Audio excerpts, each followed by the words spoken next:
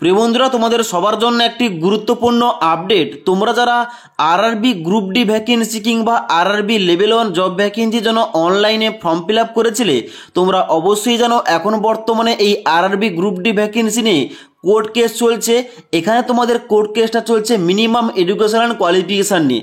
এখন বর্তমানে এই আরআরবি গ্রুপ ডি সমস্ত রকম রিক্রুটমেন্ট পোস্ট কিন্তু বন্ধ রাখা হয়েছে, স্থগিত রাখা হয়েছে এবং এইটা নিয়ে কিন্তু হাইকোর্টে কোর্ট কেস চলছে। তাই আজকের এই ভিডিওটির মাধ্যমে তোমাদের এ টু জেড বলবো এই যে কোর্ট কেসটা, এই কোর্ট কেসটা কি জন্য চলছে এবং এই কোর্ট কেসের বর্তমানে আপডেট কি রয়েছে এবং এই রিক্রুটমেন্টটা যদি ক্যান্সেল হয়ে যায় তাহলে কি হবে, এ টু জেড। তাই অবশ্যই তোমরা যারা আরআরবি গ্রুপ ডির জন্য ফর্ম ফিল আপ করেছিলে, ভিডিওটি তোমরা না টেনে শেষ পর্যন্ত দেখে নাও, তোমাদের এ টু জেড বলছি। তোমরা অনস্ক্রিন দেখতে পাচ্ছ এই যে আরআরবি গ্রুপ ডি ভ্যাকেন্সির কোর্ট কেস, ওই কোর্ট কেসের অর্ডার কপিটা আমি ওপেন করে রেখেছি। এখানে দেখতে পাচ্ছ তোমাদের কিন্তু এ টু জেড দেওয়া রয়েছে। দেখতে পাচ্ছ প্রথমে তোমাদের উল্লেখ করা রয়েছে in the high court of Delhi at new Delhi, যেখানে তোমাদের নিচে সমস্ত রকম এখানে পিটিশনের নাম দেওয়া রয়েছে এবং তার সঙ্গে সঙ্গে এখানে অনারেবল মিস্টার জাস্টিস কিন্তু নামগুলো দেওয়া রয়েছে এ টু জেড।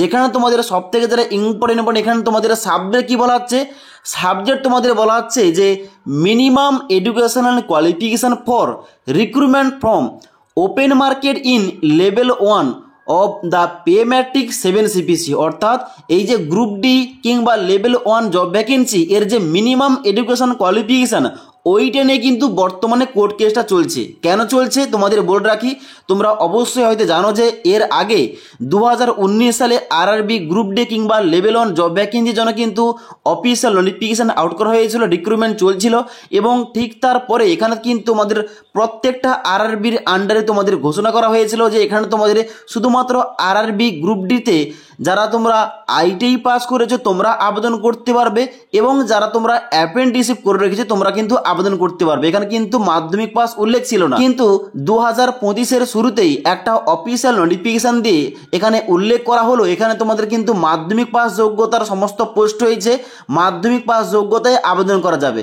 কিন্তু যখন 28শে ডিসেম্বর 2024-এ অফিসিয়াল শর্ট নোটিফিকেশান দেওয়া হয়েছিল ওখানে কিন্তু তোমাদের কোন রকম এইরকম কিন্তু কোন রকম উল্লেখ করা ছিল না।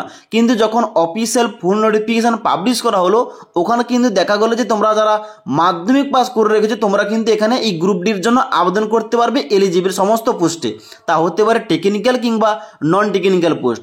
এবং এর জন্য কিন্তু যত রকম বিবাদ এবং এর জন্য কিন্তু কোর্ট কেসটা চলছে।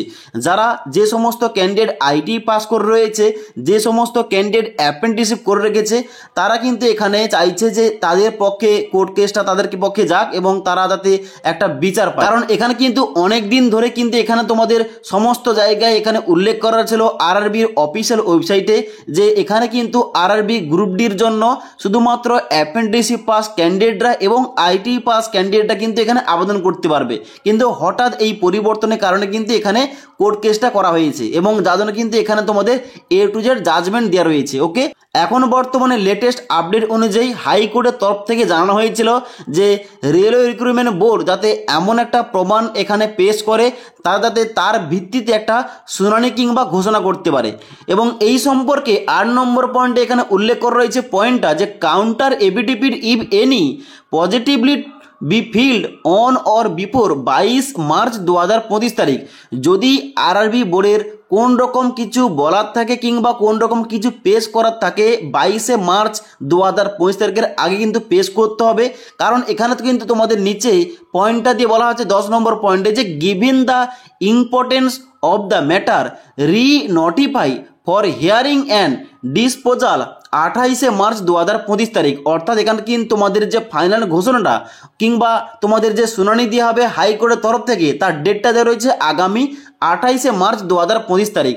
অর্থাৎ যদি নির্দিষ্ট প্রমাণ না দিতে পারে তাহলে কিন্তু এই যে কোর্ট কেসটা চলছে এটা কিন্তু আইটিআই ক্যান্ডিডেটদের পক্ষে কিন্তু চলে যাবে। অর্থাৎ হাইকোর্টের তরফ থেকে আগামী তোমাদের শুনানি দেওয়া হবে 28শে মার্চ 2025 তারিখ। এবার তোমাদের বলে দিই, যদি কোনো কারণে এই যে আরআরবি গ্রুপ ডি ভ্যাকেন্সির যে রিক্রুটমেন্ট প্রচেষ্টা এইটা যদি ক্যান্সেল হয়ে যায় তাহলে কি হবে।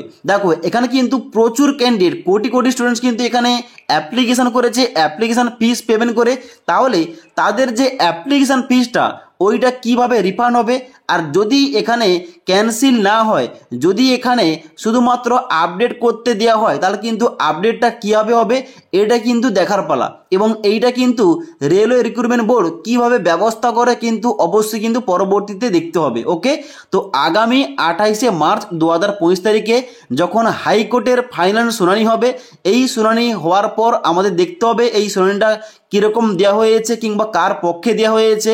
এখানে যারা মাধ্যমিক পাস যোগ্যতায় আবেদন করেছে তাদের কি হবে, কিংবা যারা আইটিআই পাস যোগ্যতায় আবেদন করেছে তাদের কি হবে, কিংবা যারা আইটিআই কিংবা অ্যাপ্রেন্টিসশিপ পাস যোগ্যতায় আবেদন করেছে তাদের কি হবে, এটাদের কিন্তু জানা যাবে 28শে মার্চ 2025 তারিখে। তাই এখন বর্তমানে একটাই করণীয়, ওয়েট করো আর কিছুদিন পর অর্থাৎ এই 28শে মার্চ 2025 তারিখে যখন শুনানি আসবে অবশ্যই তোমাদের আপডেটটা দিয়ে দেবো। এবং তারপরে আরআরবি বোর্ড এখানে তোমাদের কি স্টেপ নেয় এই সম্পর্কিত এটুদের কিন্তু তোমাদের আপডেটগুলো দিয়ে দেবো। ওকে, তাই পরবর্তী এই সম্পর্কিত সমস্ত রকম আপডেটগুলো টাইম টু টাইম পাওয়ার জন্য আমাদের চ্যানেলটি সাবস্ক্রাইব করে পাশ থাকা বেল আইকন প্রেস করে অল নোটিফিকেশানটা অন করে রাখবে।